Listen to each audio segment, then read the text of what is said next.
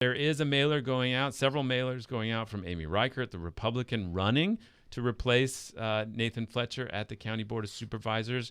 Again, there's Amy Reichert, the Republican, Janessa Goldbeck, and Monica Montgomery Steppe are two Democrats running, and Paul McQuigg, another Republican running for that seat. That name just really does not roll off the tongue. No. He, so Amy and I say that as somebody with a Mick in my name. McWhiney. That is very hurtful that you would pronounce it like that. You have immediately transported me back to my days of Pop Warner football. That's how when I have to write the morning report, and I write like the morning report was written by whoever.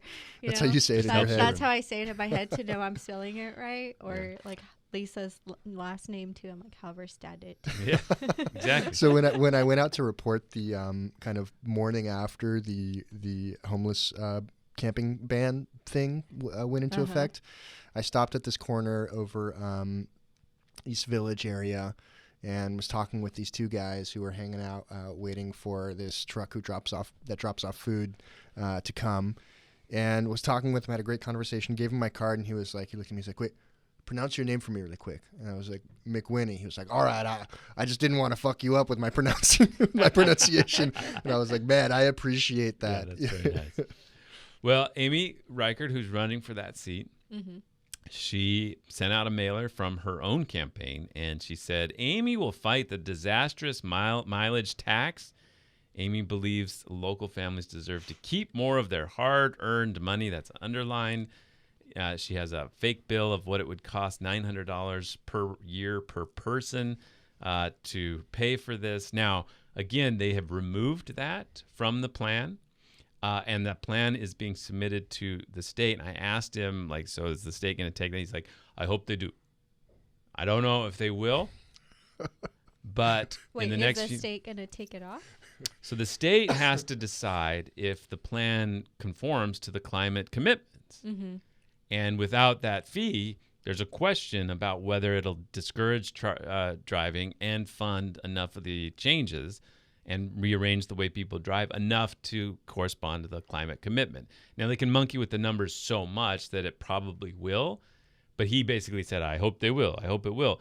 But that was what we had that whole conversation about, was like, you're just playing the game at that point too, where they get what they want. They can have these aspirations without actually doing the hard work to get there. Now, that was just one of the many mailers that are going out in that race. We have heard from dozens of people about another one where Voices San Diego is cited. It has Janessa Goldbeck running, and she's being pitted against in these mailers Monica Montgomery Steppe. Now, describe the mailer and what you wanted to look into. Yeah, so there's two, but I think the one that I was looking at, it has 3 basic points on it. And one of those points sources are reporting, which, obviously immediately piqued my interest. But it's that Monica Montgomery Steppe supports defunding the police. The bottom line after that, and the bottom point is, despite a historic police staffing crisis, City Council member Monica Montgomery Steppe sought to slash the city's police budget. And there's another version that just says she wants to defund the police. Yeah, she supported defunding the police department. She wants to defund the police. So yeah, I wanted to check that. I think there's been discussions, I think the individuals who support Monica have said like, well, no, look at her voting record. She has always voted yes to approve every single city budget that has come before her, and every single city budget has included an increase to police spending. So and that's true. No, she hasn't cut police funds, is what their argument is. And that's a real sign of the political environment that we're in, where it's like, no way did she support, quote, defunding the police or anything like it. She has always supported to increase the police budget. And just to have that be like the corrective sort of instinct is just itself an indication of how much things have changed in just 3 years. Yeah. But then there's like a nuance to that, because every time I think she's brought up these conversations of, and even proposals and asks of, well, let's cut $10 million from the overtime. And how can we reallocate funding? And I think after 2020, after the city council approved that budget, which, some of us might remember, but that's... Well, let's go back to that time. 2020. Ooh. Dark times. Let's not stay here very long.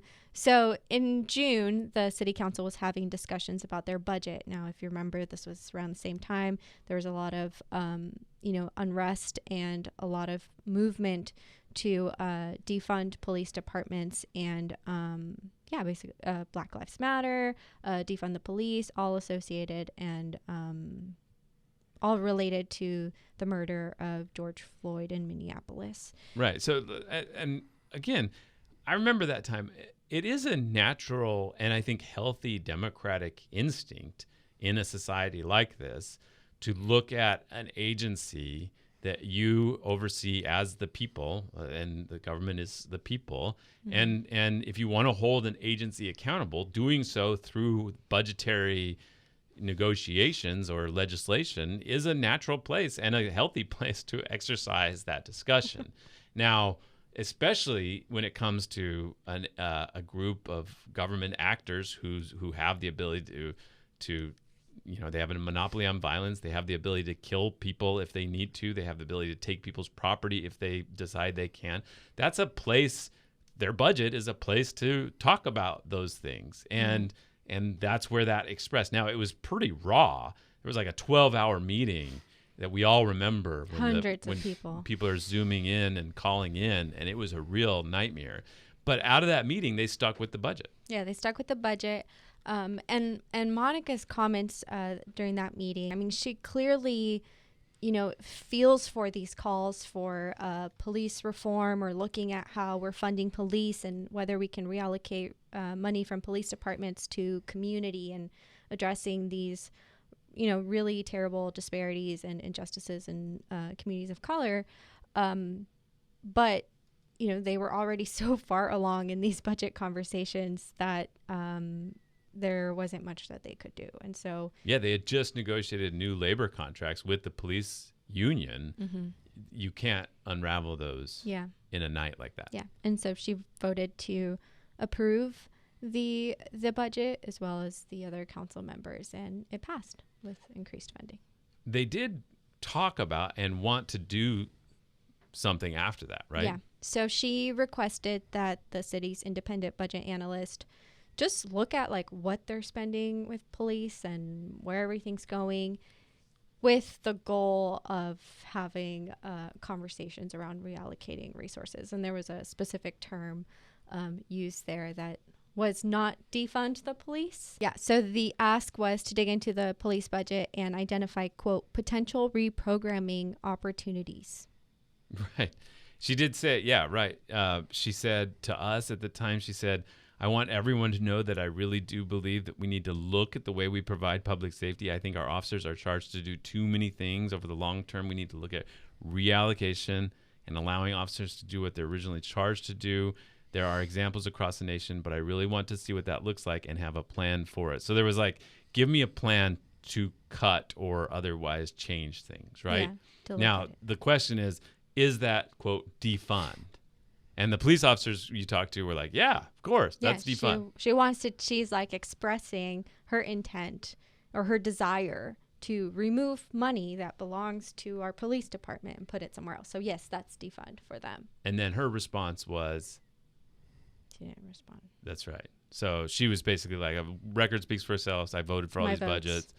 I'm not going to, but I think it's clear that, again, something big has changed for her not to say like, yeah, I absolutely wanted to, reallocate or otherwise change how they got funding because I felt like they had gotten out of control and I was responding to the community's concerns about that. To not do that and to instead say like, no, of course we didn't try to cut the police is itself just so indicative of where we're at politics-wise. Well, we were talking about it earlier, like people who were on the other side who were looking for a champion to cut police spending. How would they take that? I don't know. Be interesting.